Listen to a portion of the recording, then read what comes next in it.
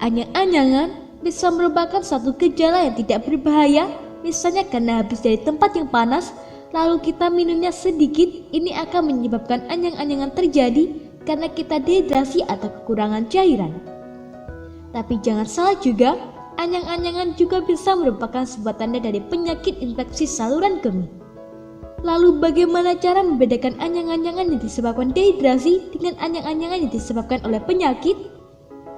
Jika hanya dengan melihat gejalanya saja, mungkin akan sulit sekali diketahui apakah anyang-anyangan yang Anda derita merupakan tanda dari dehidrasi atau merupakan gejala dari infeksi saluran kemih. Anyang-anyangan yang disebabkan oleh dehidrasi biasanya akan sembuh dalam kurun waktu yang relatif lebih cepat. Sedangkan anyang-anyangan yang disebabkan oleh infeksi saluran kemih biasanya akan terjadi dalam kurun waktu yang relatif lebih lama atau sampai berhari-hari.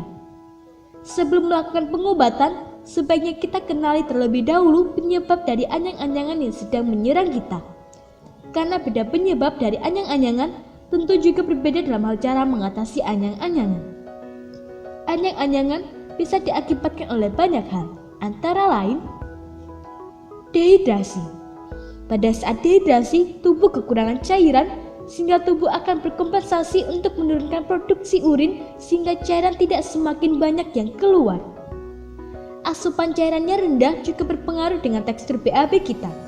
Karena kekurangan cairan ini, feses akan mengeras sehingga terjadilah sembelit.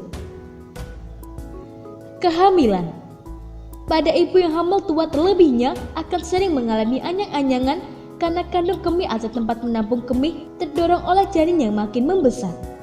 Bila ibu hamil tua bermasalah dengan sistem perkemihan, berbeda dengan ibu hamil muda, apalagi di 3 bulan pertama akan mengalami mual muntah yang berlebih. Infeksi saluran kemih. Anyang-anyangan juga bisa disebabkan oleh infeksi saluran kemih yang mana kandung kemih mengalami infeksi sehingga kandung kemih akan merangsang otak mengeluarkan isinya walaupun baru berisi sangat sedikit sekali.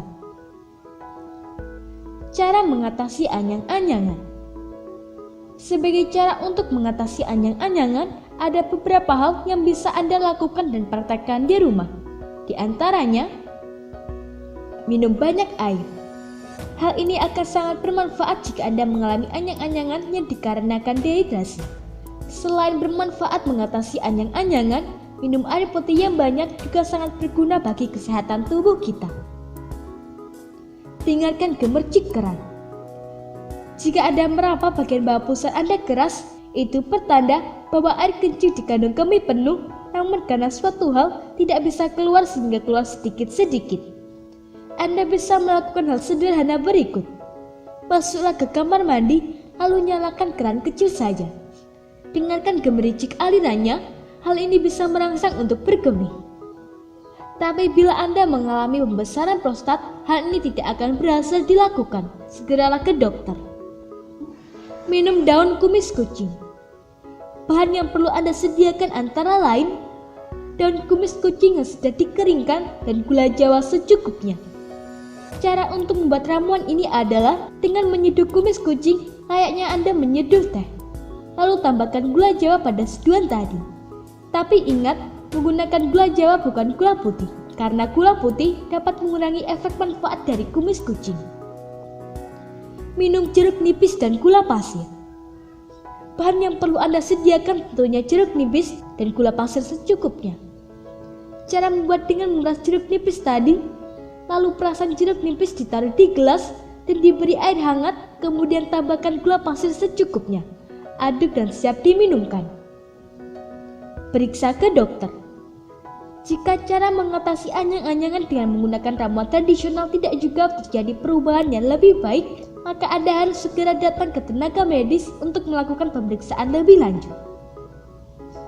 Ada beberapa cara kuno yang dipercaya mampu mengatasi anyang-anyangan, seperti mengikat jempol kaki dan mengoleskan balsam di pusat. Kedua hal ini belum bisa dibuktikan secara medis, bahkan jika Anda mengikat jempol terlalu kuat dan lupa melepaskan ikatan tersebut sampai Anda tertidur, di pagi harinya Anda akan menemukan jempol kaki Anda membiru karena tidak mendapatkan suplai darah. Berhati-hatilah karena hal tersebut mungkin akan membuat Anda harus kehilangan jempol kaki Anda. atau jempol kaki Anda harus diamputasi karena mengalami kematian jaringan. Semoga informasi tersebut dapat bermanfaat. Jangan lupa untuk klik subscribe untuk mengetahui video terbaru dari kami.